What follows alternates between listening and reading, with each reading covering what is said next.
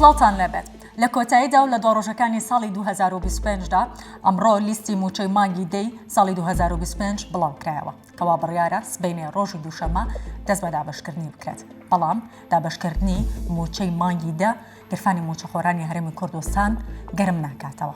ئەوان هێشتا لە خەمی موچەکانی مانگی 11 و 12 کە کەس نازانێت چارەنووسی ئەم موچانە چی بەسەردێت. ڤار بە دوواداچوونێکی کردووە بۆ موچەی ساڵی 2026 گەیشتووە بە دوو سینارۆ.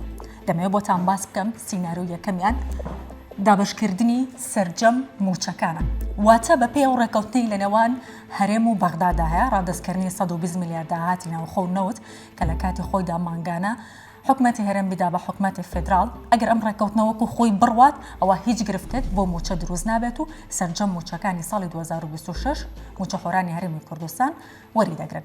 بەڵام سینارۆی دووهەممان فەوتاندنی چەند موچەیەک، واتە ئەگەر ئەم ڕێکەوتنەی نێوان هەرێم و بەغداد وەکو خۆی نەڕوات گرفتێکی بۆ دروست بێت ئەوە ئەگەری فەوتاندنی موچە هەیە. بۆ نمونە بە کورتی بیرتان دەهێنمەوانێ 3 ساڵی ڕابردوو لە ساڵی 2023دا 3 موچە بەتەواوەتی نەدرا، لە ساڵی 2024دا موچەی مانگی 12 نەدرا، لە ساڵی 2025دا کە لە ئێستاین بەپێی ئەوەی کە چاودێرانی سیاسی دەڵێن موچەی مانگی 11 و 12 ئەویش چارەنووسی نادیارە و کەس نازانێت چی لێدێت.